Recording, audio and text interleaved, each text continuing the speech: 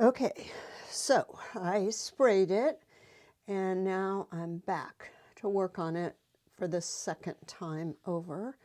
And I'm just going to start with the sky and see if I can make that better. Of course, when you spray it, it does darken it quite a bit. So even though if I'm using maybe the same color I used before, I don't know if I am or not. I actually managed to clean things up before I started again this time, because that's been bugging me that I had out all the pastels I'd used before. But anyway, it's all gotten so much darker, you know, from being sprayed that that even if I use the same colors, they're going to look lighter.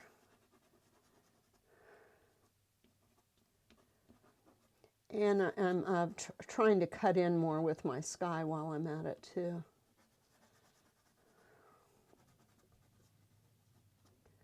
Because then I'll come back again with the leaves and stuff on top.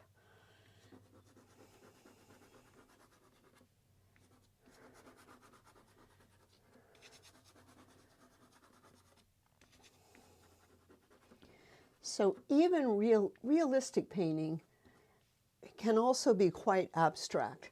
It's like when you get into things like where you're making leaves and you're actually trying to paint flowers and stems and all that kind of stuff, that's when it quits being so abstract.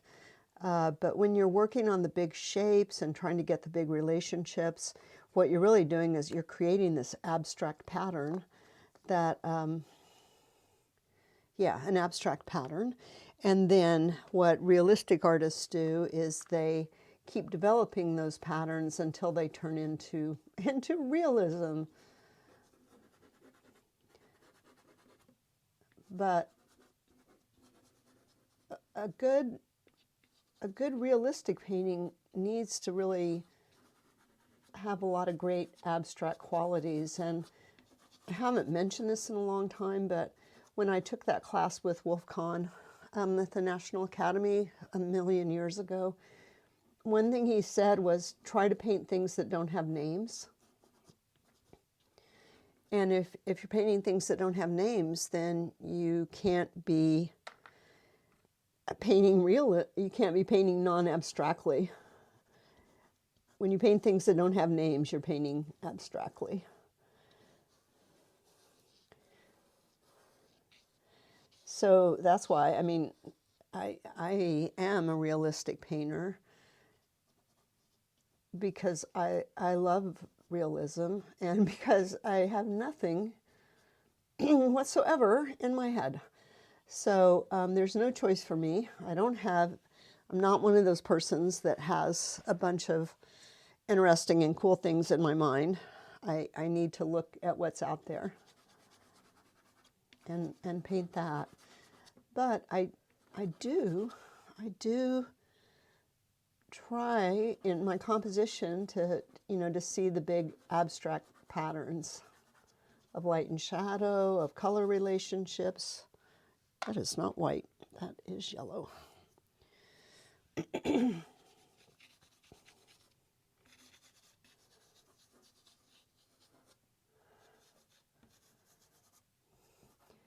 And I just thought that, you know, all paintings, all good paintings are abstract. And then if you decide to carry it to another level and make it realistic, then it becomes a realistic painting. So just think about that, about what Wolf Kahn said, painting things that don't have names. Oops, too dark. The other thing I wanted to talk about, because it's something I kind of had sort of forgotten about, and then I was reminded of it the other day when I was out teaching landscape painting. And who knows, maybe I talked about it in the first part of this video. I just don't remember. But that is aerial perspective, which is, it's different than, you know, the mathematical perspective that you use on buildings and stuff. It's the effect that distance has on the colors, and that's the aerial perspective.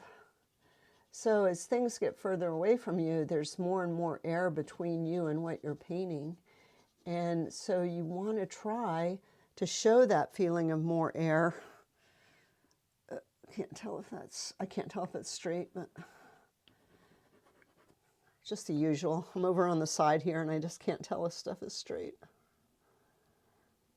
Yeah, okay, so aerial perspective. So aerial perspective, it just doesn't, I just realized this too. I mean, maybe I realized it before, but it just came back to me again, is that aerial perspective doesn't show up very well in photographs. So photographs tend to flatten things and make things like this line of trees on the far shore. It looks pretty dark in my photograph, and I want it to go back. I don't want it to kind of connect to these darker colors I'm going to have up close. So aerial perspective is what you can see when you're out painting, but it's harder to see in a photograph unless it's a really atmospheric day. It's super hard to see it on a bright sunny day in the photograph. So you want to think about aerial perspective, and when you're out and about, even if you're not painting, you want to kind of look for where you can, I mean, it's harder in Rhode Island, but in Vermont, at least you got all those rows of mountains that you can look back at and see how how things get lighter. And so what happens is things get further away, the darks get lighter and the lights get darker. So you have this average color compared to like up here where you can see stronger contrast between the lights and darks.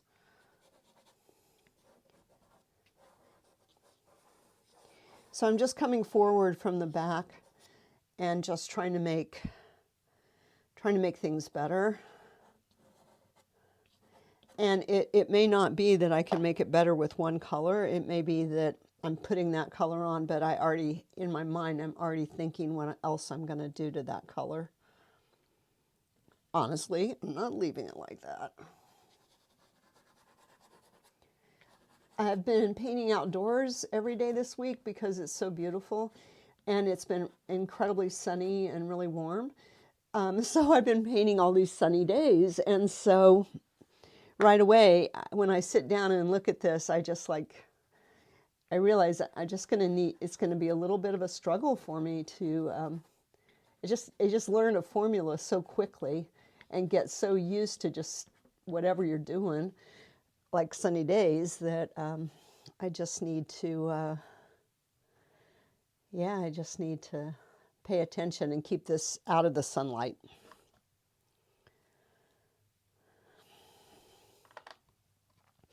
And so to do that, I'm using, I maybe got this too yellowy green, so I'm just coming back over it with some violet. And I don't want to work too long in my distance in my background, because what's really going to help me is as I start to put in my foreground, then I can know how bright my background can be.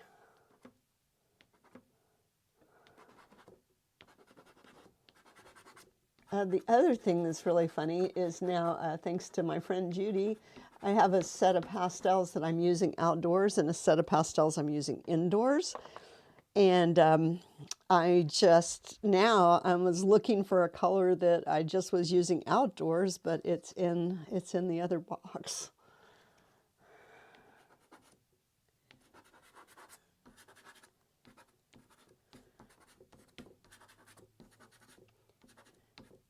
So I really love not having to pack up all these pastels that are in here.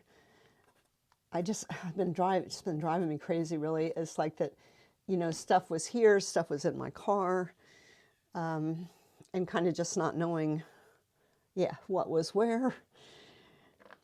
So it's just much easier to have everything in the car and then everything here. All right, so flowers.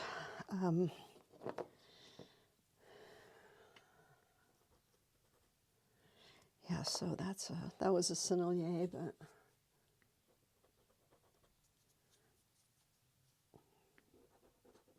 and this is a Mount Vision.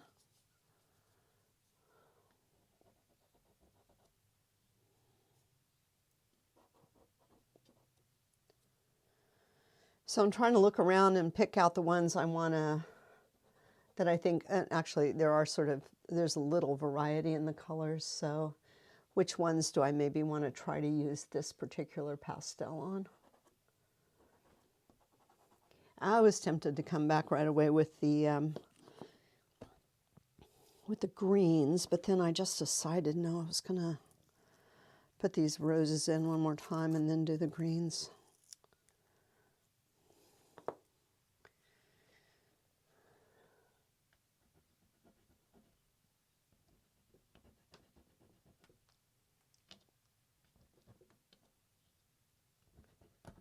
Whoa, that pastel, this is a Sennelier and it broke when I unwrapped it a little bit.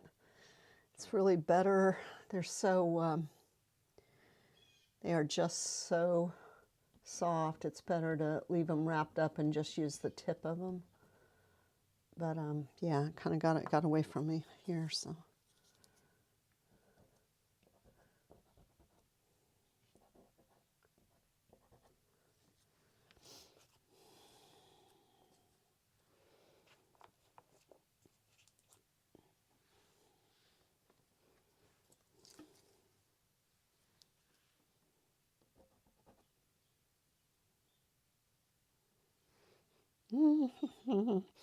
I've really enjoyed painting the foliage the last few days because it's just slightly going past, and so the colors are really muted, and that's to me a lot more fun than, say, the roses, where it's just, you know, kind of all the different varieties of pink I have in my box, and then trying not to use the same pink too much.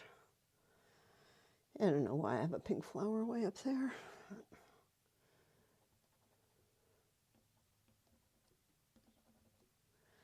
I don't know if that's good or bad, but there it is.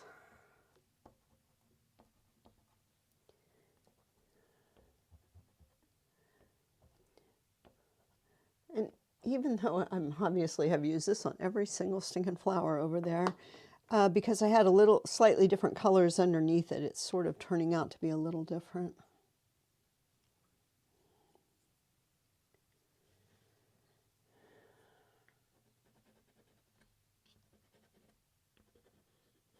And I'm trying to show a little darkness like under them.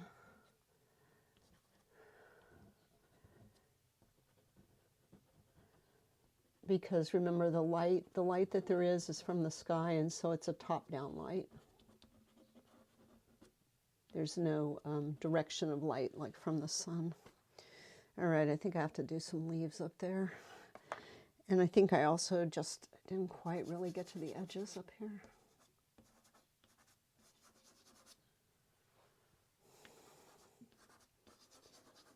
I also noticed that, you know, I talk about sometimes about how there's more of a blue and yellow thing goes on a sunny day, and then a more of a violet thing on a gray day.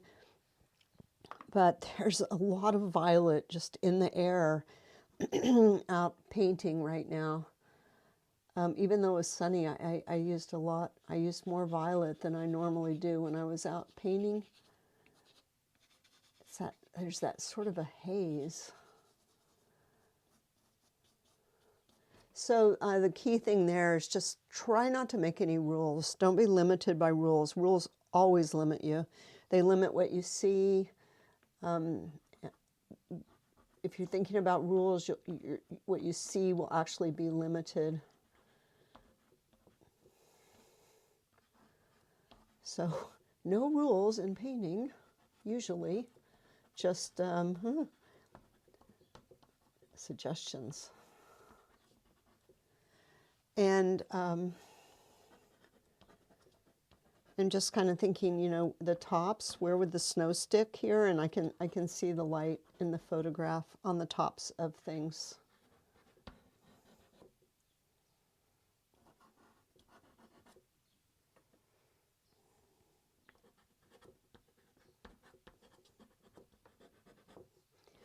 So the only time I think about not the rules or the way things usually are is if I'm messed up.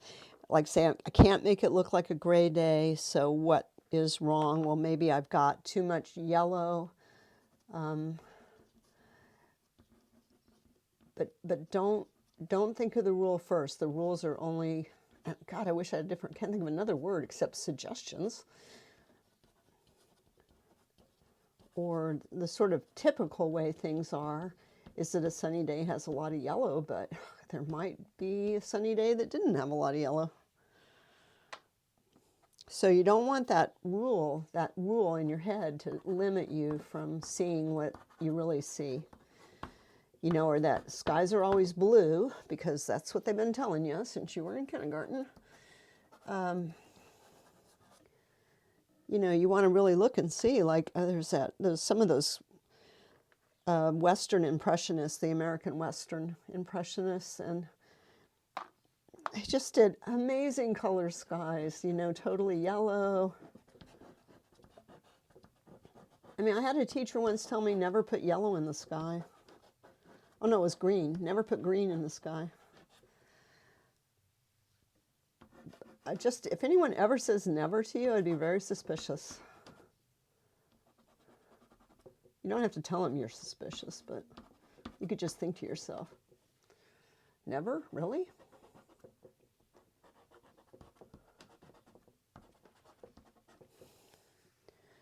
And that's the fun thing about being an impressionist, of course, is that you're just always looking to see what's different.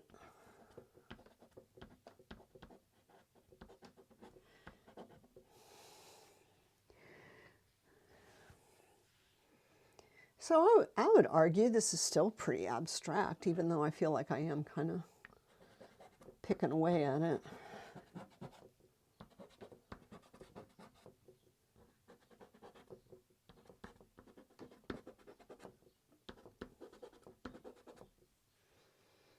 I wonder.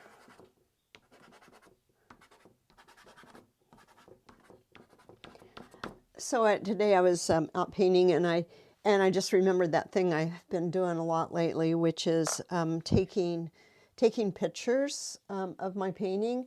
So like I think, okay, am I finished? You know, take a picture. It really helps me to see it in a different way. And then of course backing up. So today I was not on the edge of anything. I was just sitting on a path, so that was nice. And I was sitting because the view was better sitting than it was standing. So yeah, so I could remember to get up and walk away without sort of worrying I'm standing on the edge of something and I'm about to. If I just, you know, back up, I might fall off the edge of something. So anytime you can redraw with your charcoal, like the leaves, I thought that would, maybe this is a place where I could have some definite shapes here instead of just little scribble scrabbles. And, oh, right, this is that Sennelier Lacarte paper. This went over on top of that really easily. I was worried, but then it worked really well. I kind of forgot for a minute that's what I was working on, because outside I've had the pastel premier paper still. Oh, I hope I love this paper.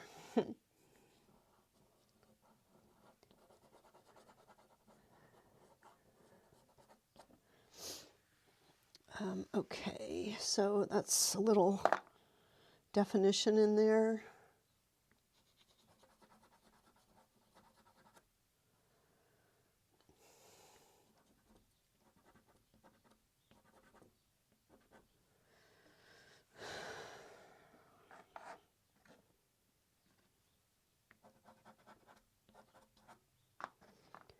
Sure wish I knew what colors I'd use back there, but I do not really know.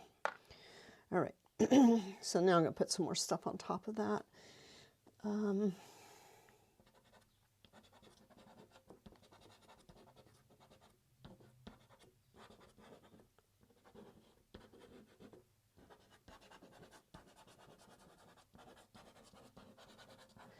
One thing I've noticed too is the same thing, I don't want to make a rule about it, but something you can consider is warmer darks come forward more.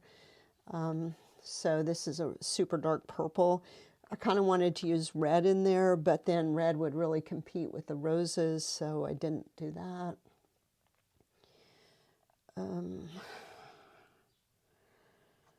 Just maybe some more olives.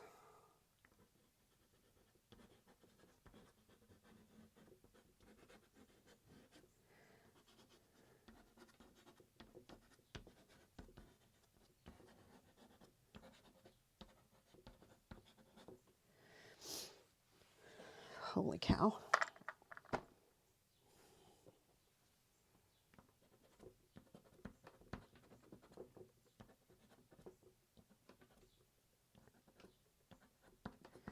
One thing I really hate about painting gardens is that it makes my fingers hurt because it's gripping the pastels so hard to make these little marks.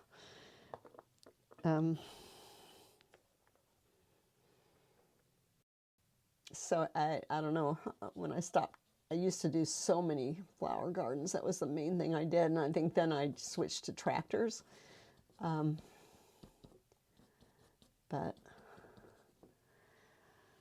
that is the downside of flower painting. All right, I need something that's not so orange. Not you. Maybe violet. It's a little too much, but I could use it some places maybe. So one thing I used to do when I was painting gardens is near the end of as I was getting toward the end of the painting, if I had used certain colors, I set them in I would sort of turn them up in my box, sort of pointing up on the edge, so that I knew not to use them again, because it's really hard, I think, in painting flowers. The real trick is to not find the perfect color and then overuse it. So you want to have a variety, and that's another thing that's hard when you're painting from a photograph. There's just not a whole lot of variety in the flowers, but in nature, each flower is turning and catching the light in a different direction. So I don't think you want to make them all the same. I think it's a little boring and a little repetitive. So I would try to make a variety in your flowers, even if you can't see it.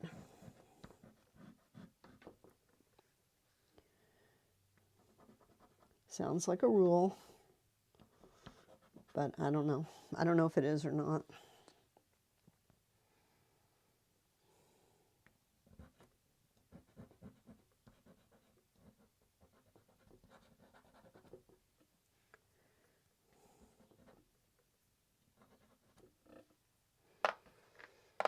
Same thing with the greens. So like that was a great color, but I sort of used it everywhere. So if I come back over it with something else.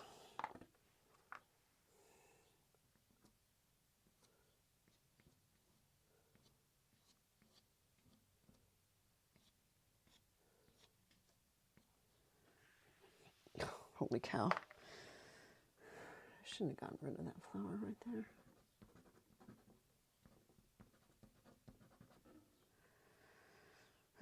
Okay, well. And don't work too long in any one place.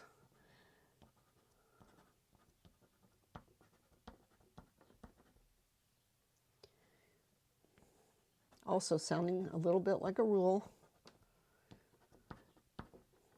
But if you can keep moving around, then you're looking at your whole painting and you're relating your whole painting to each of the parts, to the other parts, and yeah, relating all of it to each, relating it so it's doesn't get, well, out of relationship. Looking at all of it all the time is so important, especially when you're really outdoors, because things just are changing all the time. And if you work too long in one area, that can be a real problem, because maybe the light was different while you worked in that one area. Whereas if you just kind of worked around some, it might not have mattered that things were a little bit different. I was trying to see if I could show the difference between these, the begonia leaves over here and those. I've never seen leaves quite like this on zinnias. Or, I don't know, maybe they just stand out so much there. And then the these leaves on the begonias are rounder. I really hate what I did here, so that's like, well, you just feel like, and then, okay, then, so you hate what you did, and then you just want to come back and work on it more because you hate it so much, and you're trying to fix it, and in a weird way, you probably just draw more attention to it than if you just sort of left it alone and worked somewhere else.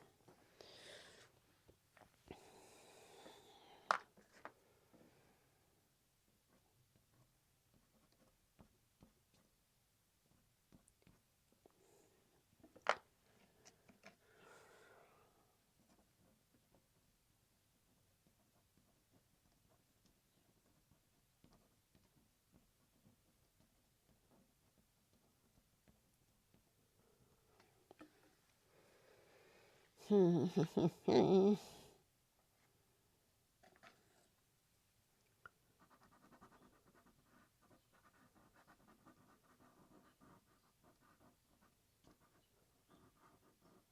a lot of times I use the background color to help make the shapes of the leaves or the flowers.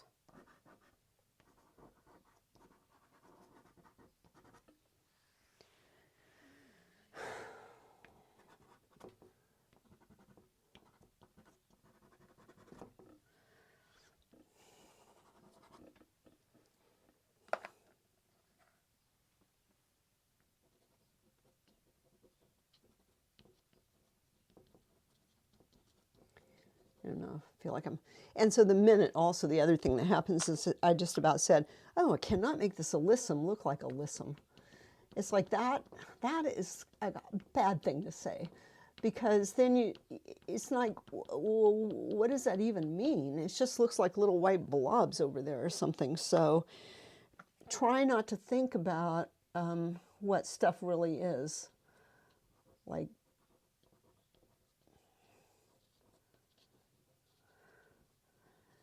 just keep painting what you see, and then it will look like what you see. Or, you know, my favorite one is, oh, I just can't make those apples red enough. And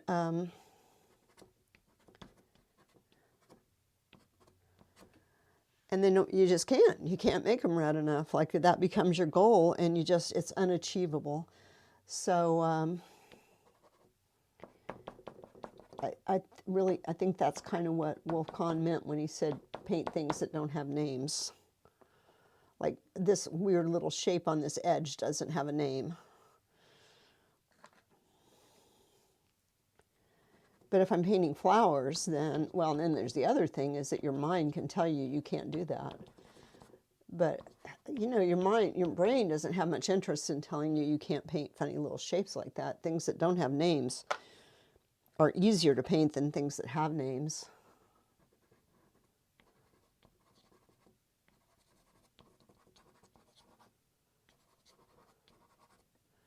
So you notice I'm pretty much just working from the top down.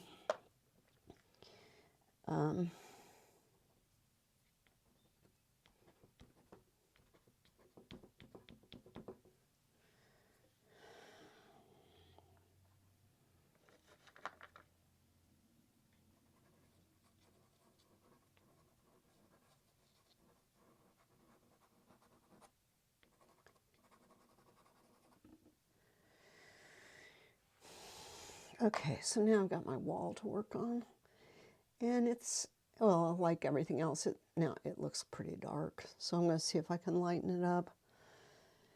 And I just want to be a little careful not to go too far. So I know almost, you know, it almost looks white there, but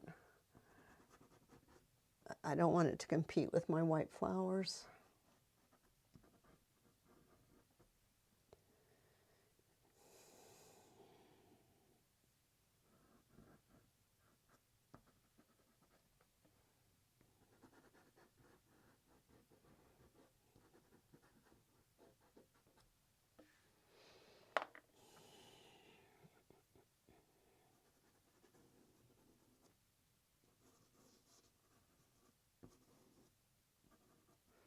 And there is that one rule of pastel painting, and that is it's easier to get dark over light.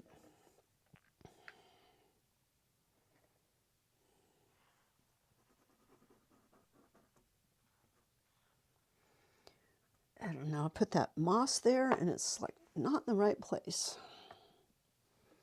And I don't like it.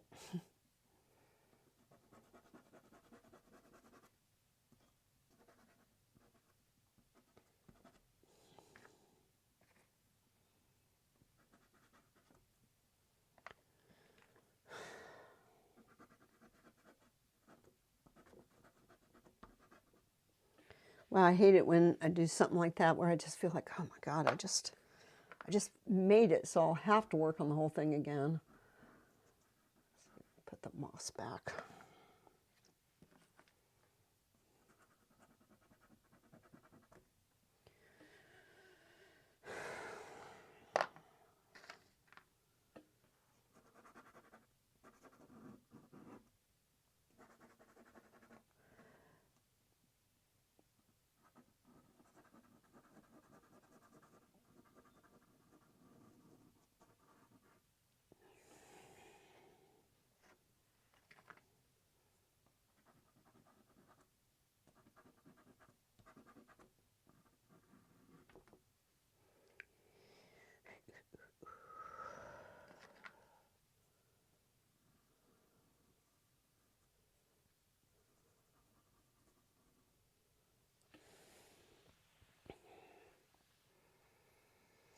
All right, just try to remain calm and keep going.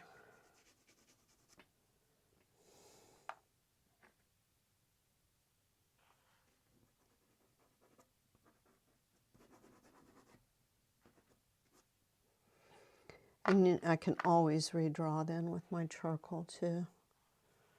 All right, so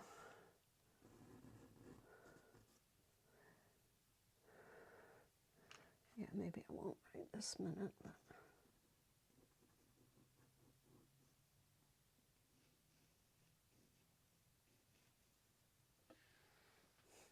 trying to show that there's that really the rocks are a little lighter where the tops of the rocks are a little lighter than the sides of the rocks.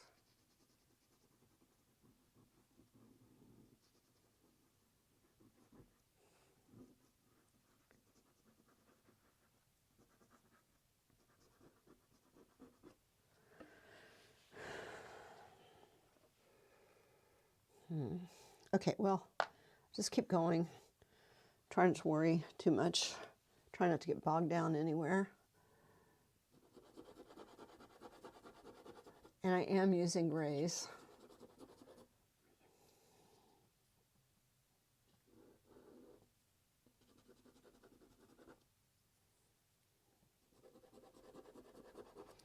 And I'm making my strokes go in the direction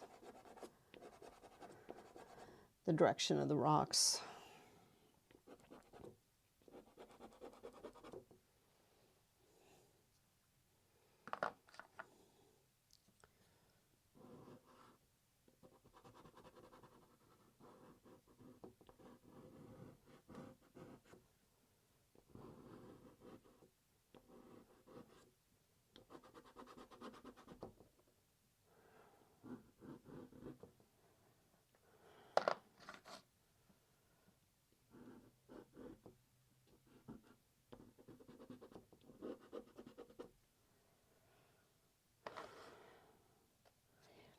And it's hard to keep focused on what I'm doing. It's kind of hard, but I'm just trying to stay focused.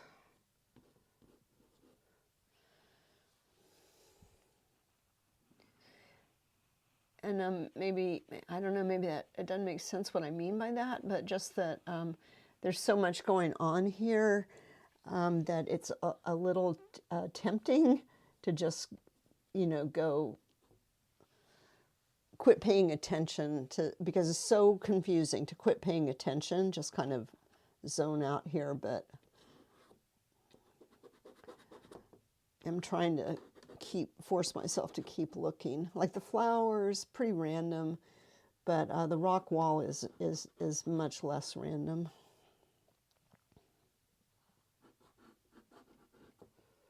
And I am, I found this color and I thought it would be good to use it a few more places. So I'm just using it around, but then I'll come back, and get rid of it again too. All right, so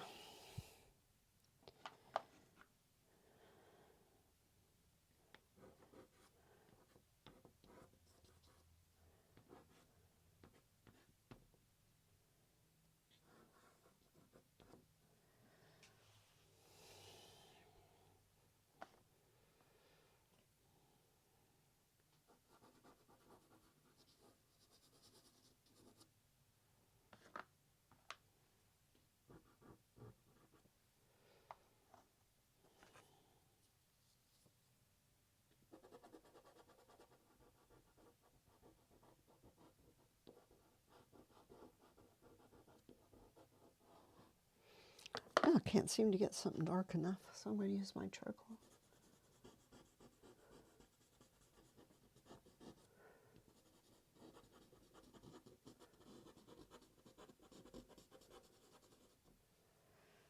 But you can't leave charcoal like that on the surface of your painting.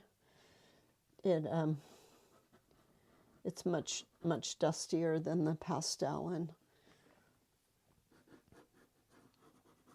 it'll come off a lot more, and you'll have a bunch of black on your mat. So I've got to come over it, but there's that dark purple I was using, so here it is. And I just reminded myself, so I'll remind you too, if you can't get something dark enough, maybe the truth is what you need to do is make something else lighter.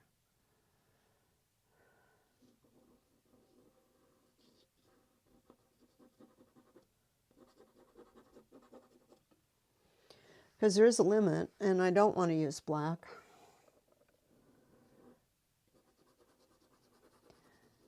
There's just not very much black outdoors. Our fixative used to have a black lid, and my teacher would have us hold up that lid and in front of wherever we thought we wanted to use black, and to prove to us that, almost never is something actually black. A hole, maybe, like deep down in between these crevices, but I still try to see a color in my shadows. I don't want it to just be that purple, so I can come back with some really dark blue too. That's one of the things about Impressionists is they saw color in the shadows.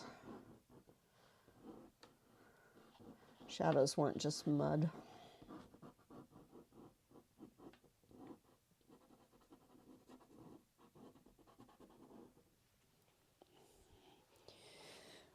Yeah, I put these lights over here to give that continuation of a feeling of light, but I do not like it. So I don't know if I just need to redraw a little more. I am confused, I'll admit.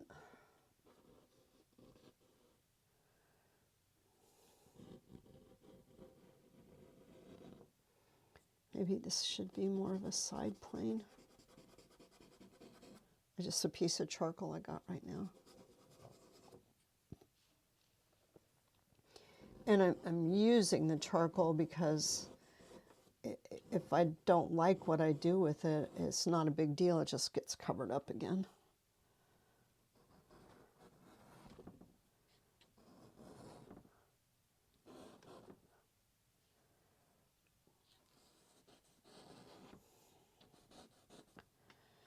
It is just a back and forth kind of game.